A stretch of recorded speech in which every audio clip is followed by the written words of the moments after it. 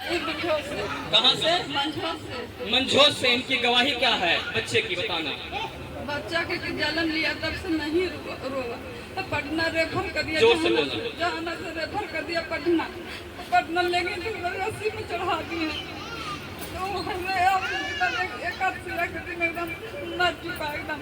Doctor कहा कि आप घर ले जाइए, यही बच्चा नहीं है, तो यो कम से कम छोड़ दिए कि नहीं ले जाएंगे। जैसे भगवान पार लगा, प्रभु जी जैसे पार लगा था वैसे हम ये छोड़ दिए। रोज इतना फिर करते हैं, रोज बाहर निकाल देते हैं कि तुम्हारे पर सोचते प्रभु हम लड़का बेस होके आ जाता, हम चल के बढ़िया से गवाही दे, बढ़िया होता। हालेलुया। इनकी गवाही आपको समझ में नहीं आया?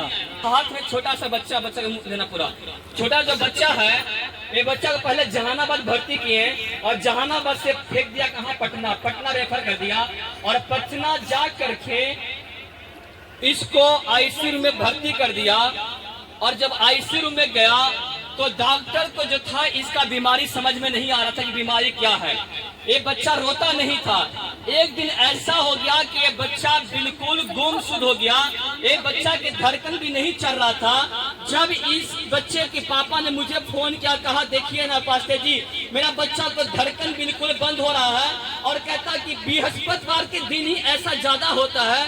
मैं कहा तू चिंता मत कर, तुमको परमेश्वर ने उस आग के भट्टी से बाहर निकालेगा।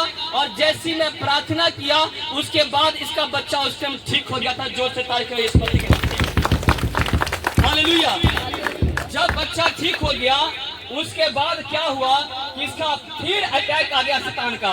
जब अटैक आया तो इनका जो दादाजी थे, इधर आना भाग आप, और ये भी बहुत परेशान थे बच्चे के लिए। लेकिन मैं इनको कहता था कि आप प्रभु पर विश्वास करो, परमेश्वर आपकी सर्वनियों को दूर करेगा। शैतान जितना मर्जी कोशिश कर ले, लेकिन आपका पोता बचेगा। आपकी महिमा कर ले, यीशु के सामर्थ्य नाम से।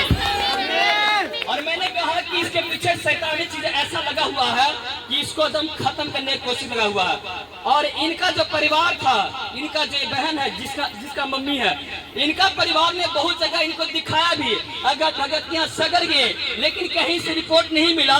फिर भी बच्चा का वही हालत था। लेकिन मैं इनको कहता था कि भैया आप विश्वास से मजबूत रहना, हिम्मत मत हारना, आप गवाही देने आओगे और आपका बच्चा जो है यीशु मसीह की महिमा करेगा और जिएगा यीशु के सामने। हालेलुया। बच्चा आपके बीच में है और परमेश्वर इसको आग के भट्टी से, वो मृत्यु से बाहर निकाल दिया है। अब ये चंगा हो गया यीशु मसीह के नाम से। हालेलुया। तो एक बहुत बड़ी गवाही है। कौन बचाया? परमेश्वर।